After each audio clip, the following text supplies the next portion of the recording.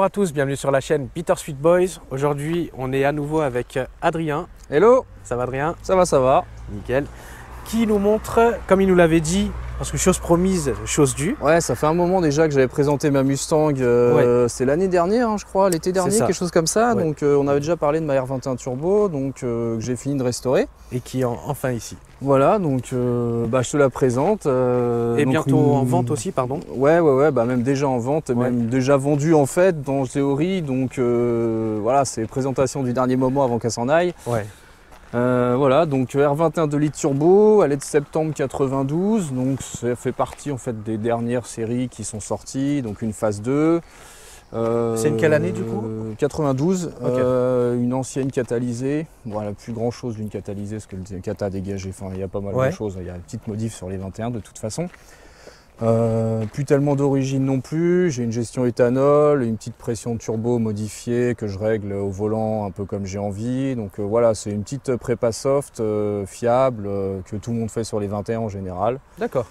Qui développe combien du coup aujourd'hui? Alors si au max à un bar 3 je suis à 250 chevaux et à un bar 808, 085 je suis à 210 chevaux, quelque chose comme ça. Et pour combien de kilos? Elle fait 1 tonne 2, je crois, à vide. 1 tonne, qui est très léger. 1 tonne 250 aujourd'hui, c'est pas très lourd, c'est pas très lourd. Donc du coup, ça marche pas mal. On surprend beaucoup de gens. Et d'origine, tu étais à combien de... Alors d'origine, les Kata font 162 chevaux, alors qu'une 21 turbo en fait 175 normalement. Ok. Donc 175 à 220 à peu près selon la pression. Ok, donc l'intérieur, il est franchement nickel. Ouais. Elle est neuve, hein. Tissu, elle est franchement très propre. Tu l'as restaurée ou pas? Ouais, j'ai changé pas mal de pièces dessus, mais elle a 168 000 km d'origine. Au niveau châssis, c'est pas grand chose. Moteur, je l'ai refait, il a à peu près 20 000 km, refait de A à Z. Vraiment, je l'ai complètement sorti de la bagnole pour le remettre dedans. C'est toi-même qui l'as fait? Ouais. Ok. Donc changer toutes les pièces du jure, aussi chemise renforcée, joint de culasse plus costaud, histoire que ça tienne bien, échangeur renforcé, tout ça. Donc, on peut voir le ouais, bien sûr. Donc hop, donc voilà à quoi ça ressemble. Et ben c'est propre. C'est un 4 cylindres? Ah bah oui. C'est un turbo, un petit 2 litres. Qu'on voit la pêche quand même. Hein. Du coup, tu as tout refait. Ah, le nouveau proprio, il doit être très content. Bah ouais, il n'a pas hésité longtemps avant de dire je la prends, c'est sûr. Il y en a pas mal qui sont en bon état maintenant en vente, mais on voit un peu tout et on voit aussi des merguez que les gens vendent très cher, juste parce que maintenant la cote des 21 a un petit peu augmenté par rapport à quelques années. Ouais, c'est ce qu'on se disait tout à l'heure. Ouais, c'est ça. Donc du coup, les gens commencent à voir un petit peu les dollars tomber des yeux, alors que il y a souvent plein de choses à cher, les châssis pourris, celle-là quand même un châssis très sain. Donc, tu nous expliques un petit peu ce qu'il y a pour les. Là, de toute façon, c'est vraiment un peu de l'origine, si ce n'est de la durite de silicone, bien sûr, pour remplacer durite d'origine. J'ai des échangeurs renforcés tout alu qui, à la base, sont mi-plastique, mi-alu, mais c'est pareil pour renforcer. Des injecteurs un peu plus gros par rapport à ceux de l'origine pour tenir l'éthanol. Mais après, tout ce qui est gestion de la pression, tout ça, on ne le voit pas parce que j'ai justement bien planqué les choses, histoire que ça reste vraiment typé origine au maximum. D'accord. Tout en profitant du gain de chevaux et procure l'éthanol. Le turbo, c'est un origine ou... Turbo d'origine aussi. J'ai pas voulu le changer parce que dès que tu changes le turbo là-dessus, niveau tour minute, ça part beaucoup plus tard. D'accord. Et tu as un coup de pied au cul pareil, mais au lieu de partir à 2500 tours, il va partir à 3500 tours ou 3000. Donc tu perds en agrément de conduite, même si à 6005, le turbal il est un peu à l'ouest. Voilà, j'ai pas voulu changer pour ça et pour rester aussi d'origine quand même. Donc voilà, tout a été refait dessus, moteur complet, peinture neuve, jantes, tout ça. Ah, ça se voit, j'ai beaucoup de choses dessus, franchement. Elle est franchement dans un superbe état, même l'intérieur. Les sièges, ils sont magnifiques. Super bien enveloppant. Mais c'est une bonne familiale, donc tu peux mettre... Oui, c'était toute la base de ces voitures-là. Tu peux mettre franchement 3-4 valises dedans, partir à 5 sans aucun problème. T'as vraiment de la place, quoi. Ouais. Ah ouais, clairement. Et il manque juste la boule attelage, hein, mais... ça, je trouve que ça fait un peu tâche pour le coup sur cette bagnole. Mais elles ont une superbe gueule. Dis-moi la différence, après c'est une question, entre la Renault 21 et la Renault 25. C'est juste que la 25 c'est une 5 portes? Ou c'est carrément une autre caisse? Elle est sortie Elle est sortie déjà un petit peu, peut-être en même temps, tu me diras. Elle est plus grosse la Renault 25 encore que la 21. Après, je saurais pas, c'est pas du tout la même. Enfin, c'est comme dire une série 3, une série 5 en fait. Tu vois, pour moi, donc Safran Laguna chez Renault. Les 25 sont un peu plus grosses, un peu plus. Oui, un peu plus luxueuses. Ouais, c'est ça exactement que les 21. D'accord. Déjà, ouais, toi, une 21 turbo en termes de lutte, ça reste une 21 dans le sens où t'as quelques petites options, mais tu vois, niveau plastique, tout ça, c'est pas non plus de la super qualité. Ok. Mais même les phares, hein, tu les as polichés ou je dois avoir presque les derniers phares neufs qui existent. D'accord. Sur les 21T, c'est pareil, c'est des choses qui n'existent plus. C'est aussi le problème de ce véhicule-là, c'est qu'il y a beaucoup de pièces qui n'existent plus.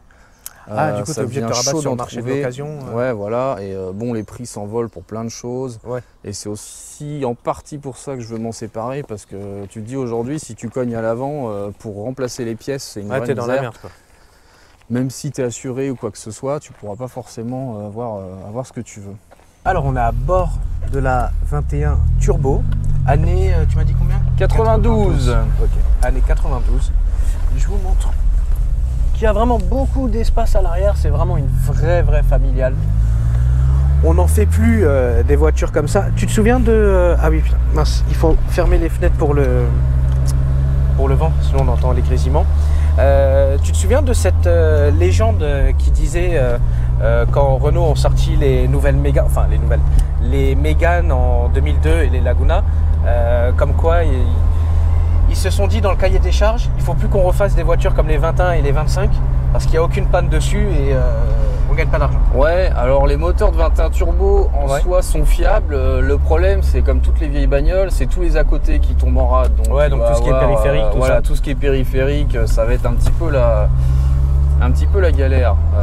Mais le bloc en lui-même, vachement costaud. Si tu le gardes d'origine, tu peux faire 300 000 avec.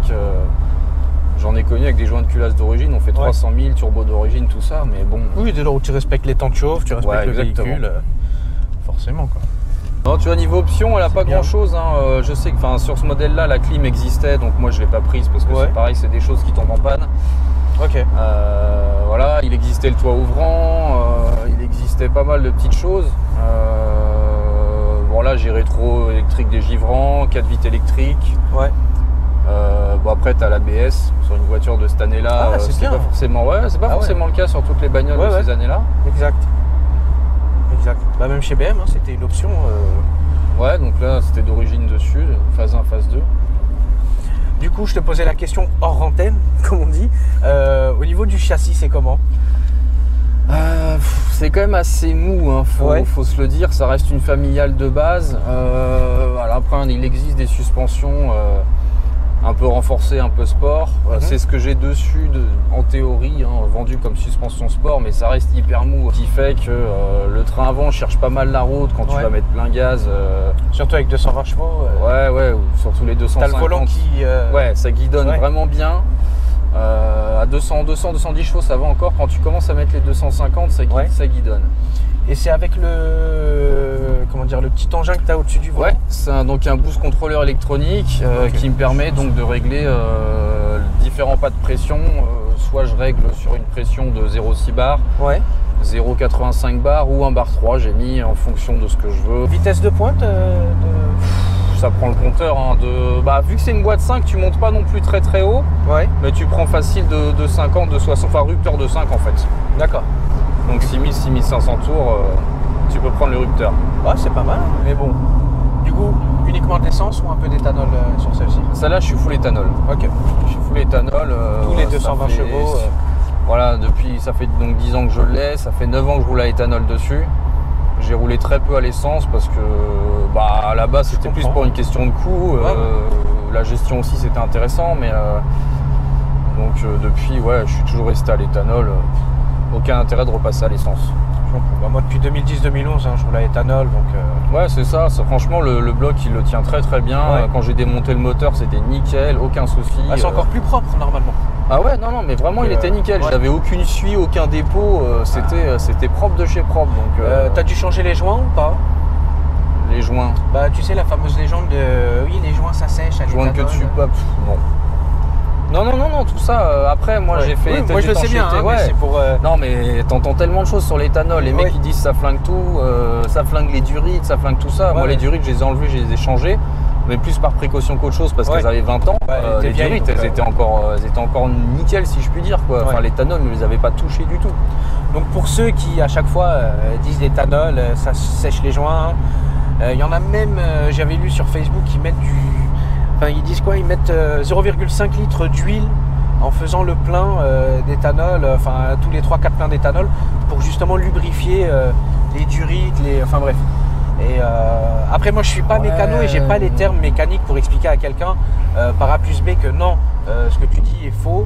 Et donc bon, je lâche l'affaire. J'ai le même débat sur le moteur de la Mustang avec, tu sais, les additifs pour les vieilles bagnoles, les additifs au plomb. Ouais. Alors je filme pas trop la route parce qu'on est en plein soleil et du coup il y a des reflets on va partout, on se fera un petit retour. Sympathique. Dans l'autre sens, ce sera peut-être un peu mieux parce que là, c'est vrai que ça va être compliqué. Donc oui, tu me disais que tu avais eu un débat avec par rapport à la Mustang. Ouais, sur l'additif au plomb. C'est quelque chose qu'on peut peut-être mettre, ça coûte une blinde à mettre dans le carburant, c'est pareil. Les bagnoles, ça fait 50 ans qu'elles roulaient au plomb. À moins que tu utilises ta Mustang vraiment tous les jours et que ça finisse par, on va dire, enlever la couche qu'il y a déjà déposée sur tes soupapes, sur ton moteur. Je veux dire, c'est quelque chose qui est vraiment totalement inutile. Et à la limite, si un jour ça pète, de toute façon, tu auras mis largement assez d'économies de côté en achetant pas ce truc-là. C'est ça, ouais. Pour te refaire deux culasses, salut, nickel, tu vas gratter 100 chevaux au passage et tu seras content. Et quoi qu'il arrive, c'est quelque chose qui, peut-être avec le temps, sera changé selon comment tu roules et tout. Exactement. Donc forcément. Mais alors encore une fois, franchement, on est très très bien assis. Et la petite dump. Ouais. Le petit une 21 turbo sans dump valve, c'est pas une 21 turbo, c'est pareil. Il y en a plus beaucoup qui ont les dump valves d'origine à recirculation. Ça fait partie des choses qu'on voit très très souvent sur les 21 turbo. C'est d'origine? Non, d'origine, elles sont à recirculation justement, donc on les entend pas. Mais il y en a beaucoup qui ont dégagé parce que c'était pas forcément hyper fiable, ça finissait par mourir avec le temps. Et avec l'époque tuning, tout ça. Le manomètre de turbo ne fonctionne pas, celui d'origine? Si, c'est juste que là, quand on roule au couple, zéro pression. Non, puis je suis en dessous de 2000 tours. Alors oui, 21 turbo, c'est pareil. En dessous de 2000, il n'y a rien. Hein. T'as rien dans le sac de toute façon. Oui, après c'est turbo. Enfin, c'est à l'ancien. C'est comme ça. C'est ça. T'as rien dans le sac en dessous de 2000, 2005. Et tout d'un coup, tu prends un bar one shot. Et c'est ça qui donne vraiment cette impression de puissance. C'est une petite axelle ici pour voir. Là, je suis à. Donc t'as combien de pression là? Ouais, je suis à 0,8 là. Ok. 0,85. On va faire un petit coup de 2. Donc tu vois, si tu fais le niveau compteur, donc là je suis à quoi? Je suis à 1800 tours. Je vais mettre pied dedans, tu vois, niveau aiguille, hop, et là tout d'un coup, bam. Ah oui. Même les trucs dans le coffre, ils se sont rabattus. Donc là, tu vois, je suis à 0,86, 0,09 grammes. Attends, ça marche déjà pas mal, mais ça monte super bien. Ah, ça marche bien. Parce que j'étais en train de regarder le compteur, j'ai dit ça prend bien. Et tu vois qu'un bar 3, c'est encore autre chose. Mais t'as déjà fait les calculs ou pas de perf ou pas? Non, je l'ai passé au banc. Donc je sais qu'elle sort cette puissance-là avec cette pression-là. Après, je sais pas en 0 à 100 combien de temps elle fait ni quoi que ce soit. Pour le coup, j'ai jamais essayé. Je me suis toujours basé sur les voitures avec qui je tirais. Exactement. Bien évidemment, toujours dans le respect de la mécanique, etc. Oui, et puis sur route fermée, et puis tout ça, on est d'accord, c'est uniquement sur circuit. En Allemagne. Le vendredi soir. Dans le 7-7. Voilà. Ou le 91. Non, puis je faisais ça il y a. c'est surtout quand je l'avais il y a 6-7 ans. Maintenant, c'est vrai que ça fait un moment que je m'amuse plus sur cette voiture-là à faire ça. Oui, bien sûr. Mais bon, de toute façon, quand t'es jeune. Normal. On est les vieux de la vieille là. C'est ça. Tout à l'heure avant, on parlait d'achat de baraque et tout, donc ça y est, on change de projet après, ça finit par parler bricolage et jardin. Tu vois, donc là, t'as combien de barres? Là, je me suis mis un bar 3. Ok, donc t'as juste appuyé sur la molette. Je vais laisser passer le gars derrière. Toujours sécure, évidemment. Ah ouais, tu sens la caisse qui... Voilà, là ça part bien. Ça part très très bien. après niveau freinage, on va avoir tout dans le coffre qui va dégager. Ok, oui. On a le temps de voir venir Ouais. la voiture sur qui on va rentrer. C'est ça. Ok. Et encore là j'ai mis de la plaquette sport avec c'est des EBC avec des disques neufs. Ouais. Mais ouais, dès que c'est un peu usé, oh là là. Je suis étonné parce que ça monte bien, c'est agréable. C'est pas violent parce que dans la voiture on est assis de manière confortable. Ouais. Et il y a de l'espace, enfin tu vois, c'est bien aéré et tout. Donc c'est Ouais, bien. puis aujourd'hui il y a beaucoup de monde qui est habitué à ce genre de puissance, donc Oui, ça, aussi, ça c'est étonne, vrai, on va ouais. dire que surtout toi et moi, Ouais. on sort de voitures qui sortent largement plus de 300. Donc forcément quand t'es à 250, tu te dis ouais ça marche bien, ça va, t'es tranquille. Ouais, c'est vrai. Non, ça, pour le coup, je suis tout à fait d'accord. Maintenant, t'es plus surpris par une voiture même qui fait 300 chevaux. Hein, Ouais, c'est ça. Oui, ça fait un petit picotement, mais bon. C'est agréable, mais t'es pas... Voilà. Mais non, c'est plus on sait le style reconnaître coup de pied au cul qui est, c'est assez ça, sympa, qui est assez sympathique, quoi. qui vient vraiment d'un coup, ça marche charge. d'un coup. Ouais, ça marche. Tu vois les aiguilles qui s'affolent. C'est ça. T'as tout qui monte à fond. Ouais. Et vu que la caisse, tu vois, ça se balade. Ouais, elle se balade un peu. Mais on sent quand même, parce que je suis déjà monté évidemment dans des Renault 21, etc. On sent que la caisse, tu l'as raffermie. Ouais, bah les suspensions sport jouent quand même beaucoup par rapport à celles d'origine. Qui était vraiment, c'était un bateau presque. Oui. Donc ça joue un peu. Il y a le panneau qui s'affole, il s'est éteint le panneau. Ah, je te jure, ça monte. Hein. Et j'ai l'impression que ça monte encore plus vite maintenant.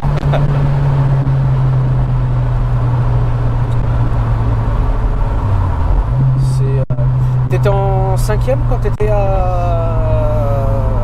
la vitesse où tu t'es arrêté? Ouais, je devais être en 5e, ouais. Parce la que 5e est vachement longue, donc après tu gagnes pas tellement. On était à 50 km/h, c'est pour ça que je demandais s'il était en 5e. Donc t'étais en 5e? Ok.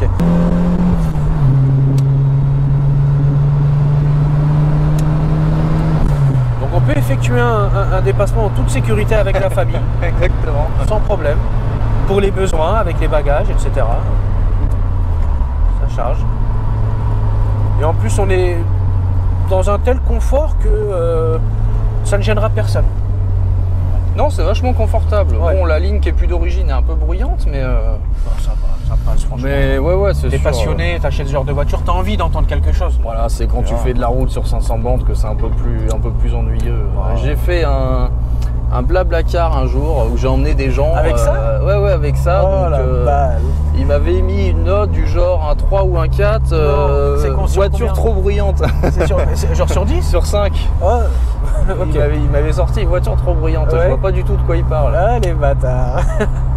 Après, il y a une petite histoire sympathique que tout le monde raconte, qui je pense est vraie. Hein. La R21 Turbo a été limitée à 175 chevaux pour pas faire d'ombre à la V6 Turbo qui sortait 200, je crois. Parce qu'en fait, ce bloc-là, d'origine, il peut prendre quand même bien plus que 175 en toute fiabilité. Ils ont 300.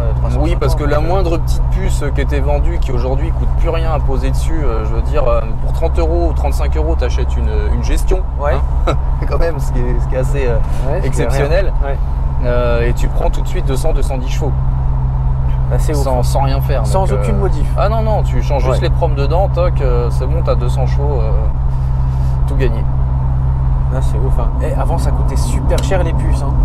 Ça se trouvait sur des forums, tu cherchais, tu t'inscrivais. C'est ça, fallait les trouver. Mais maintenant, avec Internet, tu trouves ça. Après, tu as des vendeurs qui te vendent de la merde. Mais, oui, évidemment. Comme des épromes, des gestions de 21 Turbo, j'en ai vendu un paquet. J'ai aussi fait des gestions sur mesure pour des gens. Donc, aujourd'hui, la 21, c'est quelque chose. Même les gestions sur mesure, ça vaut 150 balles. En soi, sur route, un AFR et c'est parti, quoi. Ouais. Et du coup, toi, tu fais de la... tu m'en parlais un peu tout à l'heure, mais tu fais de la gestion. T'en as fait quelques-unes, c'est ça? Parce que de base, toi, t'es informaticien. Voilà. Ouais, gestion de 21 Turbo, j'en ai fait quand même quelques-unes, surtout à des amis, certaines connaissances. Après, j'ai fait aussi une gestion de 30, 325i à l'éthanol pour un ami. J'ai fait de la gestion, juste passage à éthanol sur le 46, les 330 CI. Ouais. Ouais, une E36 également. Et tu fais ça comment du coup Bah écoute, comme tous les mappeurs, hein, c'est-à-dire que tu viens de brancher sur le calculateur. Alors après moi c'est gestion sur, enfin je fais ça sur route parce que bah, j'ai pas de banc bien sûr. Oui, oui. Mais ce qui va avec l'AFR, avec les gestions des lambda, et après tu vérifies que les adaptations de richesse sont bonnes, tu balances un peu plus d'avance en respectant les limitations, en vérifiant. Ouais. Tu essayes de rester dans les normes. Je fais pas des choses très poussées parce qu'il faut rester fiable. Et j'ai pas forcément le matos après pour vérifier tout ça. Alors pour moi, vous le savez, moi dans le milieu de l'auto, on m'appelle le stagiaire lampe. Parce que hormis tenir la lampe, je ne sais rien faire d'autre. Donc moi, quand tu m'as dit AFR, allumage, machin, moi j'ai entendu ching chang chong ni hao hao hao. L'AFR, c'est ce qui te permet de mesurer ton ratio air essence en fait qui va sortir de ton échappement et donc savoir si tu es trop riche ou trop pauvre. D'accord. Et tu adaptes ta richesse en fonction pour avoir des richesses optimales sur toutes tes courbes de. Et du coup, toi en tant qu'informaticien expert plus, comme moi je suis stagiaire plus, tu vois, d'expert plus informaticien, toi en fait tu arrives, en plus tu avais swappé le moteur etc toi-même, donc tu as des bonnes connaissances, mais tu arrives à lire tous les chiffres, toute la matrix du bordel. Et, franchement en étant vraiment en faisant du jargon, c'est 2 tableaux Excel, hein. Surtout sur ce genre de gestion là, tu as un tableau d'avance en fonction de ta pression, etc. Ouais. Et pour tes richesses, c'est pareil. Non, c'est ta pression de turbo par contre avec tes tours minutes. Et les avances, ça va se jouer pareil en fonction de tes tours minutes. C'est 2 tableaux Excel que tu vas régler au fur et à mesure en vérifiant tout ça. Ok, je vois. Ok. Pour ceux à qui ça peut intéresser ou qui aiment les voitures anciennes, n'hésitez pas, il y a la Ford Mustang 1966 que vous retrouverez sur la chaîne, que vous pourrez voir. Et je pense qu'on s'est tout dit. Là, ça éclaire bien. T'as vu éclairage LED? Ça c'est de la bombe, ça existait pas dans les années 90. Ouais, ça c'est propre. Ton petit groupe Facebook, je dis petit. Voilà. Rasso Auto IDF, ouais, qu'on a toujours depuis un moment. Bon bah là ça s'était beaucoup calmé parce qu'avec le coronavirus, plus personne ne sort. Bon là l'été arrivant, on va essayer de réorganiser des choses. Ouais.